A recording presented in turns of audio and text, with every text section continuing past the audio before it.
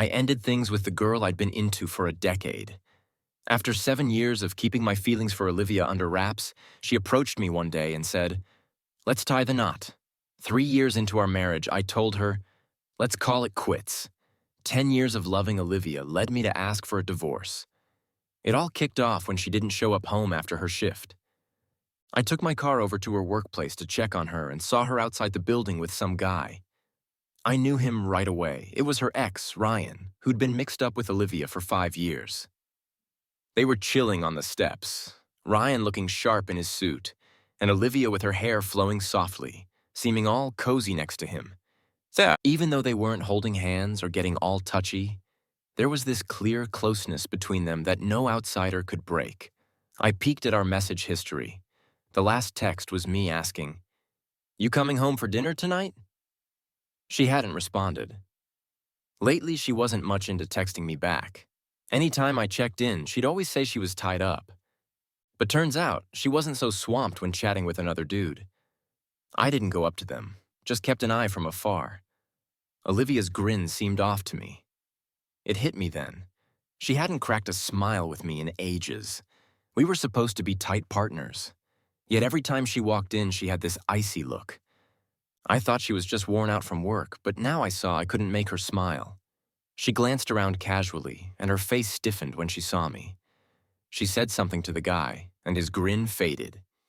He waved at her, took a look at me, then started to leave. Olivia came over, opened the car door, and sat in the passenger seat with a scowl. "What are you doing here?" I replied coolly. "I came to pick you up from work. Didn't you say you wouldn't let Ryan into your company?" Olivia's frown got deeper. Ryan was a Yale grad working at Morgan Stanley on Wall Street for years. Where else could we find someone like him? Why wouldn't I bring him in? She sounded irritated. "Can you stop obsessing over romance all day? Look at what he's achieved now. Several firms are fighting to hire him. If it wasn't for me, he might not have even thought about joining us." Her contempt was clear. I stared at the nightlights mixing with traffic in the distance and kept quiet. When we got back home, Olivia didn't talk to me either. She went into the study and slammed the door. She was pissed. What she didn't see was that she was just mad to hide her guilt. Maybe I was the only one who truly got her after being by her side for 10 years. But sometimes, I hated myself for understanding her too well. Not knowing would have hurt less than this clarity. Neither of us made the first move. We didn't start a huge fight like usual. It was just this silent war on either side of the door. After a while, the study door burst open. Olivia, with a dark look, said, "What do you want? I'm telling you, there's no way I'm firing Ryan. Either you accept it or we get divorced. People can live without each other." "Ethan, let me tell you," I interrupted softly. "No need to fire him. Let's just get divorced." Olivia paused. "What did you say?" She seemed to laugh out of anger, her eyes mocking. "Ethan, I'm not kidding. You'd better think this through. No negotiating about Ryan, so don't come crawling back to me later." She sneered.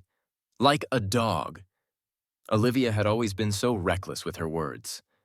The first time she fought with me like this, I locked myself in my room all day, feeling like my heart was breaking. But now all I felt was a slight pain in my chest, quickly turning numb. I didn't argue with her. I pulled out the divorce papers from my bag and laid them on the table. "I've already signed the agreement. The house is yours, the cash and car are mine. It's basically a 50-50 split. If you have any other requests, we can discuss them." Olivia stayed silent, looking at me in disbelief. Then that disbelief turned to anger. She grabbed the papers, skimmed through them, and coldly said, "Fine, you've got guts, Ethan. Once I sign, there's no turning back. Think it over." I handed her the pen. Her face darkened. She snatched the pen from me and quickly signed her name, then threw the papers in my face. Tomorrow we're getting divorced." She stormed out, yelling, "Whoever doesn't show up is a coward." I nodded. 9 o'clock tomorrow morning. I've already made the appointment." She froze. I said nothing more and closed the door to the guest room. I could hear things smashing outside as I lit a cigarette. The scent of tobacco mingled with the chaos outside as I took a deep drag. How did we end up here? I wanted happiness. After all, Olivia and I had a whirlwind marriage. For her, this relationship had sprung out of nowhere. But for me, it was the peak of 7 years of secretly loving her. Back then, she'd just broken up with Ryan. I never stepped in, but after they split, I started going to events where she'd be around. During one reunion, she drank a lot, her eyes turning red. I knew it was because of Ryan. At that time, Ryan had just gotten his acceptance letter from Yale. While Olivia had taken over her dad's company and was planning to build her career in China, they couldn't agree to compromise. After 5 years of being together, the couple split up after a massive argument. As we were leaving, a few friends, knowing I'd always liked her, nudged and winked, urging me to take her home. I had no choice. I called a cab, supporting her as I half-carried, half-assisted her into her apartment. Olivia leaned on me, her warm, soft body pressed against mine, making my thoughts race. My hands didn't know where to rest as I fumbled for the light switch. In the dark, she drunkenly murmured in my ear, Ethan." Her words were so slurred I couldn't make them out clearly. I thought she was calling my name. Her breath, heavy with alcohol, lingered near my ear. My whole body tensed, and I couldn't control my reaction. When she leaned in to kiss me, I didn't pull away. The next morning, Olivia was calm, like nothing happened the night before. I awkwardly left. She didn't reach out again. I stayed home for several days. Finally, I gathered the courage to send Olivia a message on WeChat. "You free today? How about a movie?" Olivia didn't respond all day. Just as I was losing hope, she called me out of the blue. On the phone, her voice was flat. "I'm pregnant, Ethan. Let's get married." I still remember exactly how I felt when I heard those words. For the first time, I understood how right the phrase "my heart was bursting with joy" could be. It was like fireworks exploded inside me, leaving me more dizzy than if I'd won the lottery. I kept my overwhelming happiness in check, trying to sound calm as I asked her, "Do you like me? I don't want you to be with me just because of the kid." Olivia was silent for a long time, dodging my question. "Don't overthink it. Come see me later." After hanging up, I clenched my fists tightly, my mind filled with images of 17-year-old Olivia in her high school uniform. Loving her once it began became impossible to stop. I didn't know when exactly I fell for Olivia. Was it when she smiled at me during our late-night study sessions, her eyes crinkling? Or when she placed a milk tea on my desk and said, "It's on me"? I just knew I'd loved her for a long, long time. It was like walking alone in the dark and finally seeing the light of dawn. Even though her parents didn't like me, demanded a hefty dowry, and made things tough during the wedding. Even though the baby didn't make it in the end. Back then, I truly believed I was the happiest guy in the world. Being with her made all the bitterness turn sweet. How stupid. In the dark, a bitter smile spread across my lips. Who would have thought that in just 3 short years, the dream would break apart? Early the next morning, I was already packed and ready, but Olivia hadn't woken up yet. I knocked on the door a few times before she finally answered. Wearing a burgundy camisole nightgown, barefoot, and looking all impatient, she said, "Are you in such a rush?" I glanced at my watch. "If we're late, we'll have to reschedule." I paused. "You've been talking about divorce for so long now that it's happening. Aren't you happy?" "I'm thrilled," she said through gritted teeth with a smile. "Of course I'm happy. Ryan is back, after all. At least you're smart enough to know when to step aside." I nodded. "Let's go." Then we didn't speak on the way. Olivia kept a cold expression, but I was used to it. I don't remember exactly when we stopped talking so much. At first, I loved chatting with her. After loving her for so many years, I'd saved up countless things to share with her. When I saw a dog on the street, heard a nice song, or watched a great movie, I'd send it to her, but she rarely replied. Usually just a simple when she needed something from me. I couldn't fool myself into thinking she was just naturally quiet because I'd seen Ryan's social media posts where Olivia seemed like a whole different person. sweet, lively, and quick to respond to everything he said. Over time, I just stopped sending messages. When we arrived at the civil affairs office, the clerk tried to mediate for a while. "Are you sure your relationship has broken down?" Olivia was about to speak, but I smiled and said, "No, we had a whirlwind marriage, so there was never a strong foundation. Now it feels like we're not compatible, so we can't continue." Olivia glanced at me, her expression mixed. The clerk tried to persuade us, but I politely shut down all her attempts. Finally, she sighed and said, "You have a 1-month cooling-off period. Think about it during that time. You two make such a good-looking couple. Young people are always so impulsive. Go home and think about the good things in each other." I thought about it. Olivia is beautiful. She was the most popular girl in our high school. Her family background is great. Her parents run a company, so money was never an issue. While we were still taking buses in college, she was already cruising around with Ryan in a sports car. Her personality is great too. She has a large circle of friends and never lets things get awkward. She's a wonderful person, just not to me.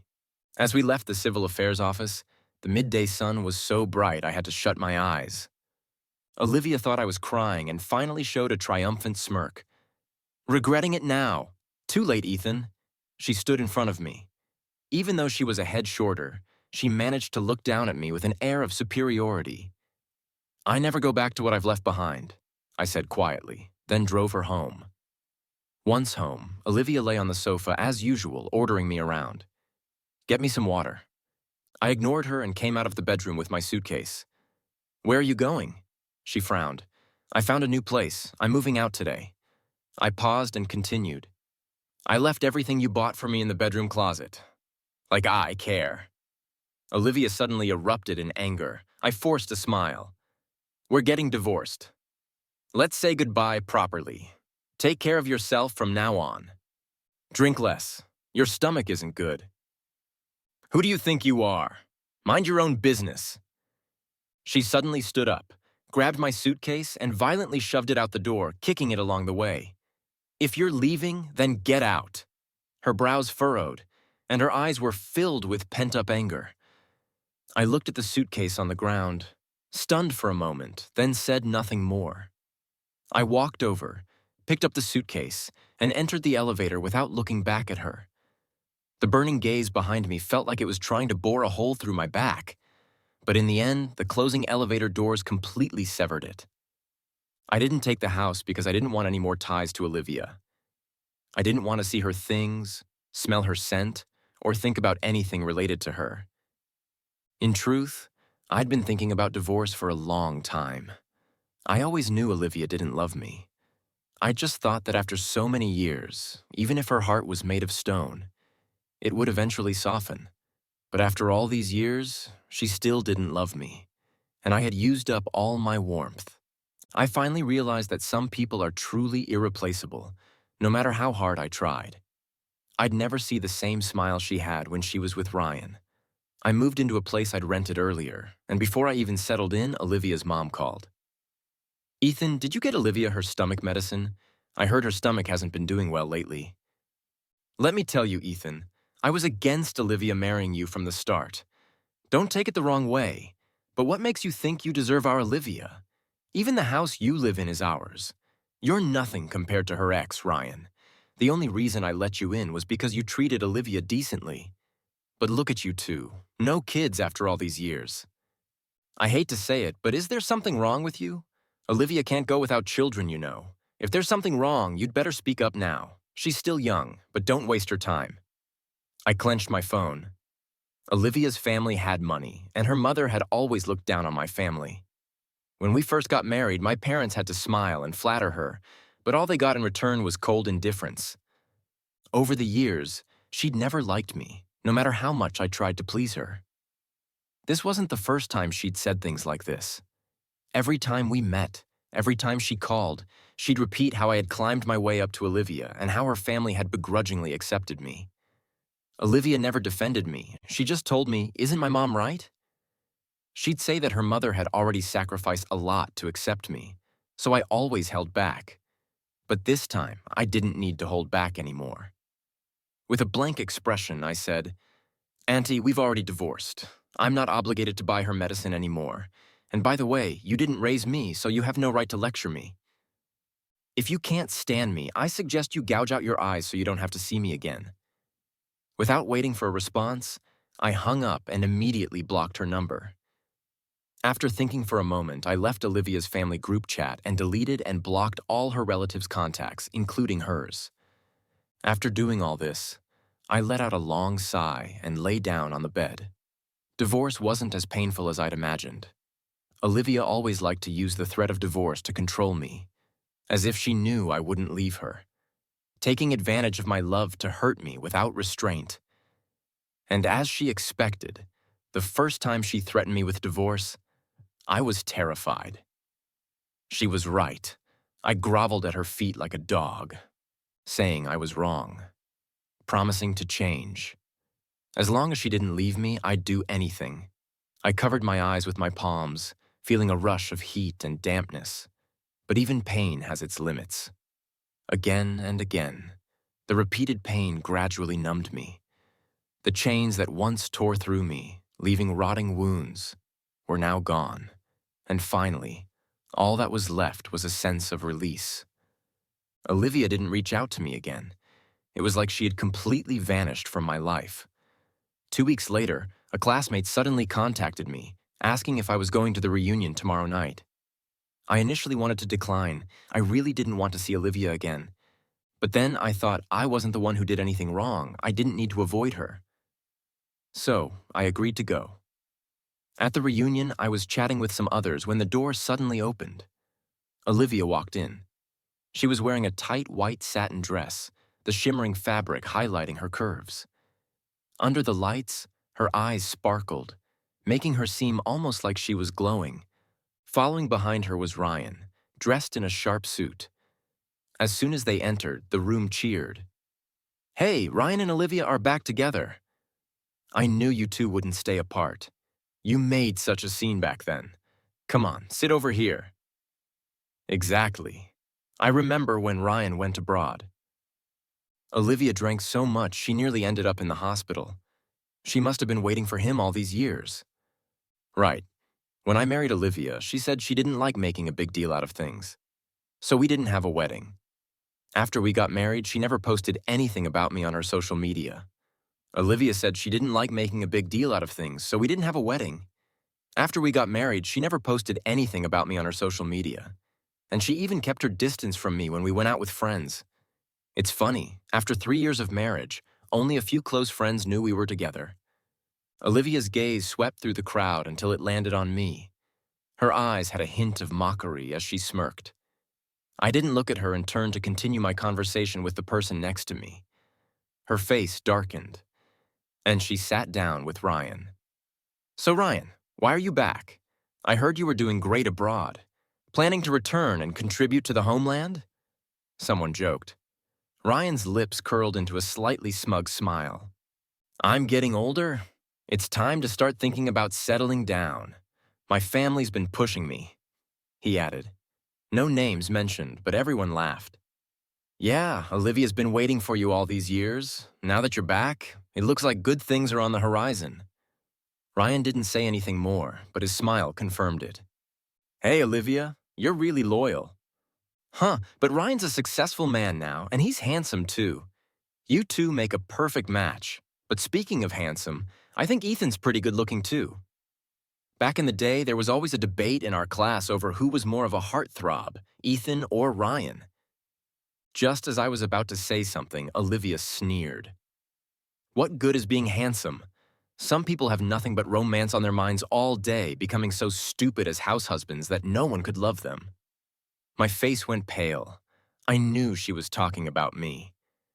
When she was busy with her startup, I knew that if I pursued a career too, we'd hardly ever see each other. So for her, I turned down all job offers and stayed home to take care of her. Everyone fell silent, and then a classmate tried to smooth things over. "You can't say that. Back then, Ethan got offers from several big companies. His university project earned him millions. I remember one company offered him a $3 million yuan annual salary.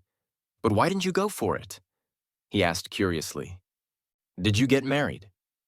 Olivia froze and turned to look at me. I lowered my gaze and calmly replied, Yeah, I married a heartless woman. I turned down all those opportunities to take care of her. But trash is trash. No matter how much you give, it's never enough. Fortunately, I got out in time. A male classmate nearby nodded in agreement. Yeah, some women are like that. They want a servant when they get married, then complain when the man doesn't make money and call him a loser. They want all the good stuff for themselves. That kind of trash deserves to end up alone. The topic shifted, and the conversation turned to everyone's relationships and marriages, with people warning against being too romantic, lest they end up with a scumbag. I had always been deferential to Olivia. This was the first time I had ever criticized her, and she stared at me, seemingly a bit confused. You... She tried to say something, but her voice was lost in the noisy chatter. When the reunion ended, I got into my car, ready to leave. As I started the engine, someone knocked on my window. It was one of Olivia's close friends, looking a bit embarrassed. Ethan, Olivia's stomach problem has flared up again. Could you take her home? Of the people here, only a few knew about our marriage. I frowned. Where's Ryan? She hesitated. He offered, but Olivia didn't want him to. Olivia always listens to you. Could you? I glanced to the side, not far away. Olivia stood at the hotel entrance, bathed in the orange glow of the lights. Her gaze drifted toward me, but quickly turned away as if burned when our eyes met. Ryan was next to her, saying something while trying to drape his jacket over her shoulders. She seemed distracted, frowning as she waved him off. We're divorced, I said, turning my attention back to her friend. Sorry, but you'll have to find someone else, Ethan. She tried to say more, but I nodded to her and drove off. In the rearview mirror, I saw Olivia watching me, slightly hunched over, her face pale. I didn't look back at her as I drove away. Everyone around Olivia knew how much I cared for her. Her stomach problem started when Ryan left and she drank excessively, causing long-term damage. Over the past 3 years, I went from being clueless about household chores to becoming the perfect husband, cooking soups and meals in countless variations just to take better care of her. I bought all her medication, portioning it into daily doses and tucking them into her clothes, reminding her to take them on time. When she forgot to bring her medicine on a business trip and woke up in the middle of the night with stomach pains, I braved the freezing winter and took the earliest flight to bring it to her. But by the time I arrived, she had already fallen asleep. So I waited outside her door for hours until I was covered in snow. When Olivia finally woke up and opened the door, she simply frowned in annoyance and said, "Give me the medicine and leave." It was on the way back from that trip that I had a car accident and ended up in the hospital for half a month. She never visited me, not even once. Memories gnawed at my heart like insects, not enough to be excruciating, but sharp enough to be impossible to ignore. Sometimes I didn't understand myself. I wasn't normally this kind of person. So why had I become so pathetically humble when it came to her? But love has a way of defying logic, easily demolishing all of a person's principles. One smile from her, and all my boundaries would crumble, leaving me defenseless, cut into 1,000 pieces by her. My love had been completely exhausted. The Ethan who once had eyes only for her had been worn down to nothing by her own hands. The next morning, just as I was about to leave, I received a call from my parents. They told me that both they and Olivia's parents were at our place and asked me to come home for a talk. I had anticipated this day would come. Divorce isn't a small matter. It involves 2 families. Even though I didn't want to go back, it was something that had to be resolved eventually. In just 2 short weeks of being away, the house that once felt like home now seemed unfamiliar to me. As soon as I walked in, I felt a sense of suffocation. Both sets of parents were sitting on the sofa, and Olivia was off to the side, quietly fiddling with her nails, her head down, not saying a word, perhaps sensing that I was serious this time. Olivia's mother didn't immediately start berating me. Instead, she frowned and said, "Ethan, I know young people can be impulsive, but divorce is no small thing. How can you just talk about divorce so casually?" I chuckled. "Auntie, you should ask your daughter that. She's the one who brought up divorce." If I remember correctly, this is the 13th time Olivia has mentioned wanting a divorce. Since she's so determined, I'm just giving her what she wants. Olivia's mother was taken aback and forced to smile. Olivia is just being childish. She's not mature yet. Oh, really? I replied coolly. She's older than me by half a year. Is there something wrong with her development? She's 25 years old enough to have children, yet her brain isn't mature. Olivia's mother was embarrassed and fell silent. Olivia's father cleared his throat. Ethan, Olivia is young and doesn't understand. As her parents, we apologize on her behalf. But when a marriage has problems, it's never just one person's fault. It takes two to tango. Uncle, if I slap you, would you say it's my hand's fault? Now that we're divorced, I no longer need to hold back. I could say whatever I wanted. I walked over to Olivia and said in a low voice, Olivia, stop pretending. Why don't you tell your parents what really went wrong in our marriage? Your ex-boyfriend came back and you said you didn't like a man like me who only knows about love and spends all his time at home taking care of you. But wasn't it your family who said you were in poor health and asked me to quit my job to take care of you? 4 years, I cooked and cleaned, made you 3 meals a day, and because of your stomach problems, I, someone who loves spicy food, never made anything spicy at home again. Olivia, tell me honestly, was that my fault? Olivia remained silent. Her mother couldn't help but interject. You can't just blame her. After all these years, you two still haven't had a child. We weren't happy about Olivia getting pregnant before marriage. And then you couldn't even keep the baby. Who knows if there's something wrong with you? I suddenly turned around, raising my voice. Yes, she got pregnant. But getting pregnant isn't just up to me. If Olivia didn't want to, could I have forced her? Why is everything my fault? Didn't I take responsibility for her afterward? You say the baby wasn't born. Why don't you ask your daughter why? She secretly had an abortion and didn't tell me. She never wanted that child in the first place. So whose fault is that? Mine. I hadn't planned on getting angry, but the emotions I had kept down for so long burst out uncontrollably. Was it wrong to give everything to someone? Why did loving someone turn into a mistake? In the end, I nearly broke down, shouting at her. Olivia, tell me, what exactly did I do wrong? My mother stood up, shocked. You told us the baby wasn't healthy, and that's why you had the abortion. I looked down, bitterly smiling. I was too stupid to protect her from your anger. My mother's eyes reddened, and she trembled as she questioned Olivia. Olivia, our family has treated you well over the years. We've truly seen you as a daughter. Your mother demanded a dowry of 880,000 won. You didn't want a wedding, and your family has always looked down on Ethan. We never said a word. We knew Ethan loved you, and we just wanted you two to be happy. Is this how you repay him? The color drained from Olivia's face.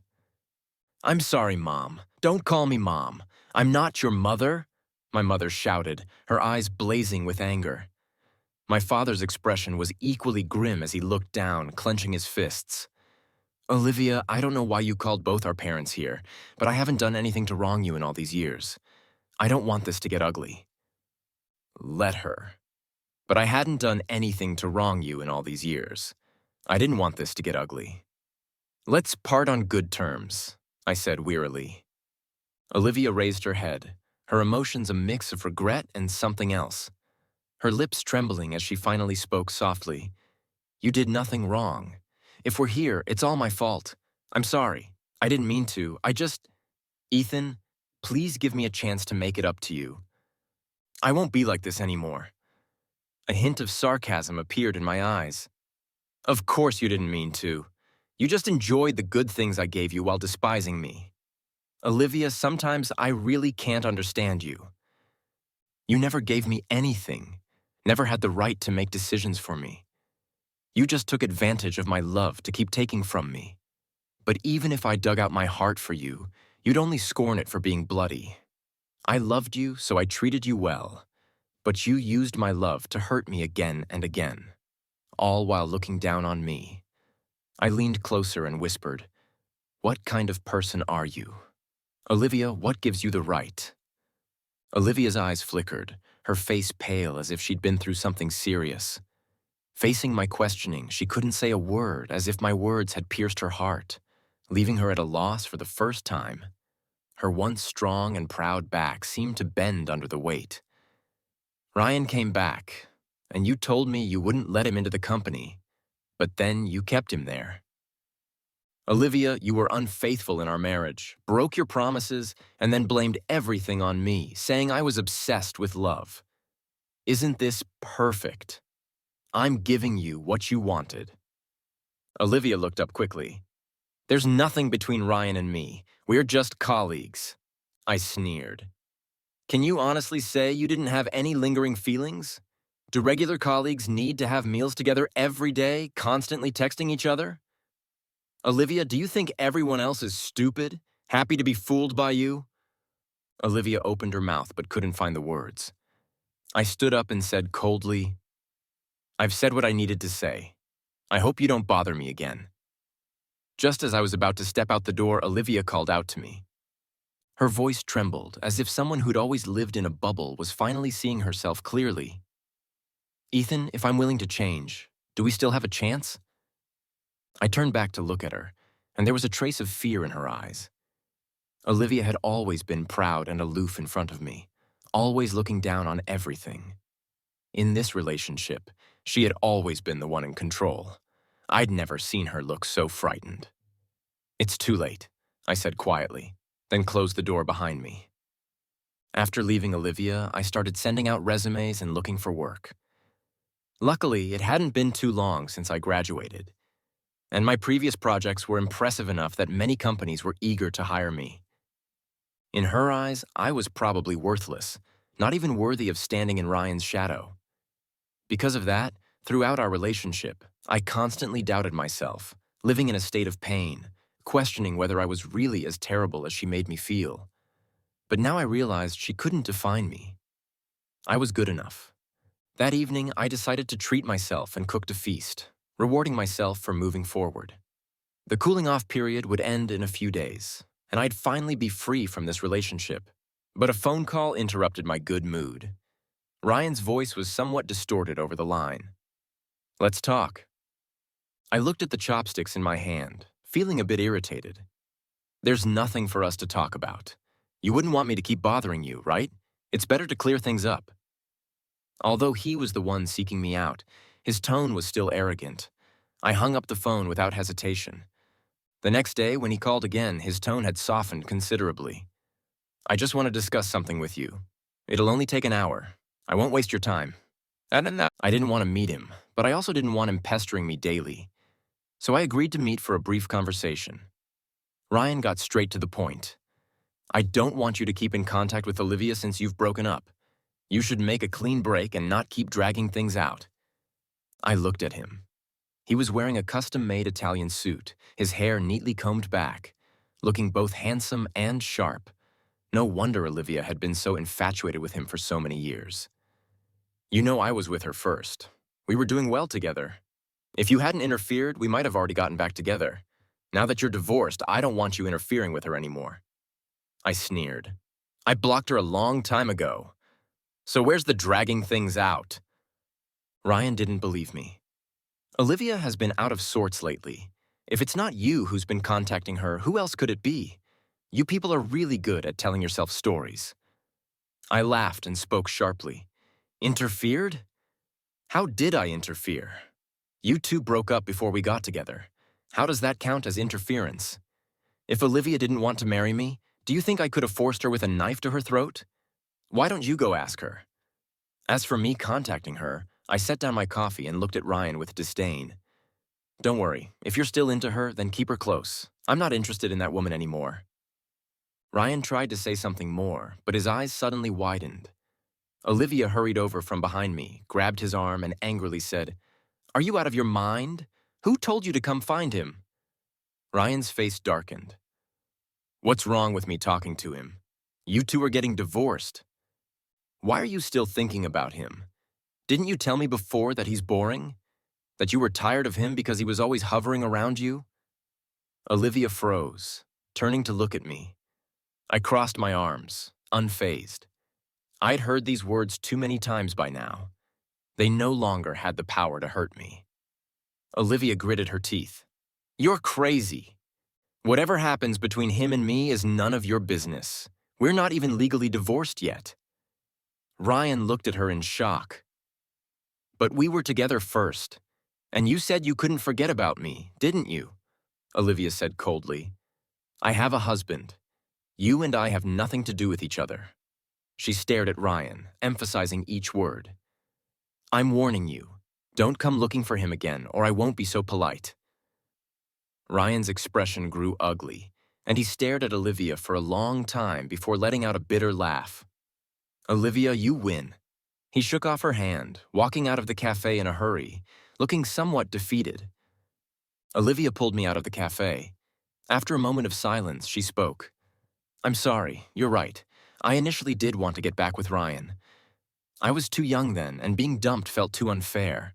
So when he came back, I wanted to show him how successful I'd become, to make him regret it. I mistook that obsession for love. She rubbed her face and said quietly, Now I realize I haven't loved him for a long time. At some point, it had started snowing. Snowflakes landed on Olivia's shoulders, but she didn't seem to notice, only offering a bitter smile. After you said what you did that day, I went home and thought for a long time. I realized I'm really a terrible person. I thought you couldn't live without me, that you were dependent on me. So I hurt you recklessly, even looked down on you. But now I see that you were just someone who loved with all your heart, openly and fully. Your love was noble. I was the one who was the lowest. The distant streetlights flickered on, and a snowflake fell on her eyelashes, quickly melting into a glistening drop. Her voice lowered. After you left, no one was there to make soup for me when my stomach hurt. I tried to find the medicine, but I couldn't. I tried to buy it, but I didn't even know what it was called. Now I realize. It wasn't you who couldn't live without me. It was me who couldn't live without you. I've been lost every day since you left. I don't like this feeling of confusion, but I don't know what to do. The bed is cold. So cold it scares me. But I don't know what to do. The bed is cold. So cold it scares me. Olivia covered her face, laughing bitterly, her voice hoarse. It turns out I had already fallen in love with you. She had said so much that I was surprised. When we were together, Olivia had always been stingy with her words, leaving me to play out a one-man show. Turns out she could talk this much, but it was a bit too late. I didn't want to hear it anymore. I caught a snowflake in my hand, feeling its coldness as it melted in my palm. Olivia, you don't love me. You're just not used to the person who was always around you suddenly being gone. You're just afraid no one will love you as much as I did. I turned to leave, but Olivia grabbed my arm. She bent slightly, her expression almost humble. Ethan, I'm begging you. Olivia, who'd never begged anyone in her life, was begging me. Please, give me one more chance. Okay, I was wrong before. I didn't realize how important you were to me. I promise I'll... I pulled her hand away, cutting her off. Olivia, no one waits forever. I'm not your parents. They only have one daughter. But for me, there are plenty of women. Olivia stood frozen for a long time, shouting after me, her voice filled with desperation. Ethan in the swirling snow. She stood there, her eyes gradually reddening. I won't get divorced. I turned back and said calmly, Then I'll file for divorce. Olivia, you're making a fool of yourself. Don't act like a dog. It was as if someone had suddenly choked her. She stared at me, her expression filled with pain and regret. A single tear fell from her eye. An unexpected drop. This was what she had said to me when we first talked about divorce. And now I was returning her words in kind. I finally understood her. When you don't love someone, hurtful words can slip out so easily. She finally regretted it, but the right answer had come too late. It had already become the wrong one. In the end, Ryan didn't manage to secure his position at Olivia's company. It was discovered that he had faked his resume. He had only interviewed on Wall Street but never actually made it through. His supposed experience at Morgan Stanley was also fabricated. The truth came out after he took on a project and completely botched it, failing to even get the decimals right in the proposal, leading to massive losses for the company. The deputy manager sensed something was off and decided to run a background check on Ryan, only to discover that he had landed the job solely through Olivia's connections. By boasting about himself, the scandal blew up, and Ryan was forced to leave the company in disgrace. His reputation was ruined, and he couldn't find work in the industry anymore. He had no choice but to return to his hometown. Meanwhile, it seemed like the tides had turned for me. I was doing well in my career, and a headhunter from a reputable company in the industry reached out, offering me a vice president position. I planned to work for a few years, gain more experience, and then start my own business. While things were going well for me, Olivia wasn't doing so great. She ended up in the hospital again after drinking heavily. One of her friends called me frantic. "Ethan, please, I'm begging you. Olivia has been drinking all night, and nothing we say can stop her. Please, can you come and see her?" I hesitated for a moment. "Sorry, I have a meeting today. I can't make it." "She's been calling out your name, crying, saying she's sorry." Her friend pleaded. "She really loves you. How can you be so heartless?" I laughed bitterly when I got into that car accident while bringing her medicine. She was video chatting with Ryan, flirting. I called her multiple times, but she wouldn't pick up. And in the end, I had to call 120 to save myself. The doctor said if I had been any later, I might not have made it. The broken ribs nearly punctured my lung. But when Olivia found out, all she said was, "Okay, I know." It was then that the last bit of love I had for her died. I finally realized that no matter how hard I tried, I could never warm her stone-cold heart. If we're talking about heartlessness, I have to bow down to her.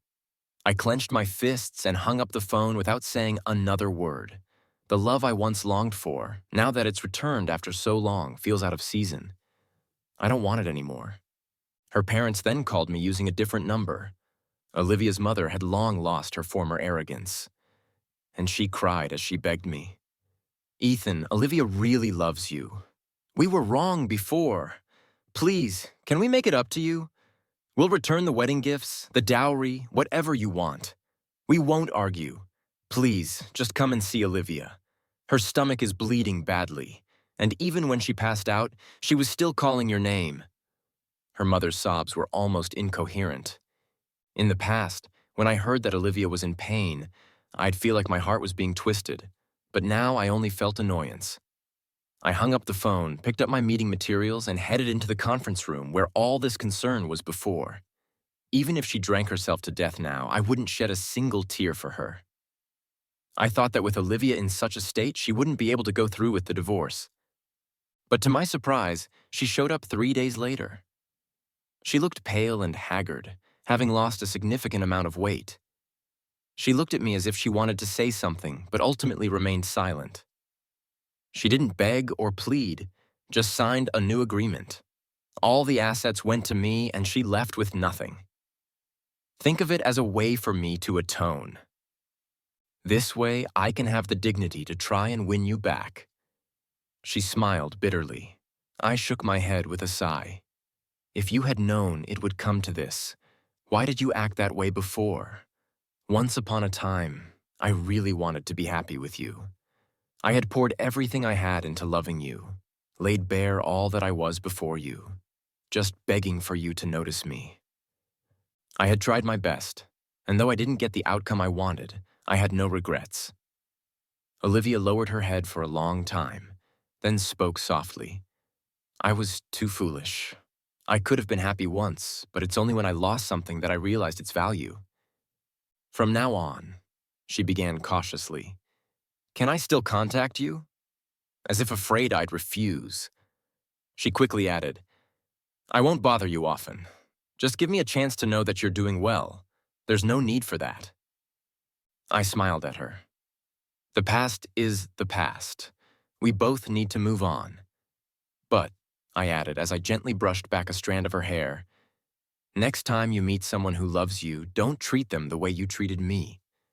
Loving someone isn't wrong.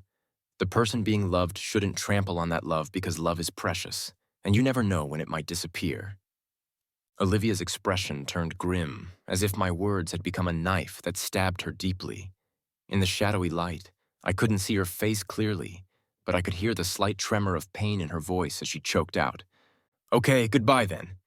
I wish you happiness." I waved goodbye to her. "Ethan," she suddenly cried out, breaking down. "Ethan, I can't be happy without you." I suppressed the pang in my heart, didn't look back, and walked away into the sunlight. When I love fiercely, with all my heart, offering everything I have. But when I no longer love, I never look back. Everything in the past has faded. I won't look back. I'll keep moving forward. This is where it ends. Goodbye forever, Olivia.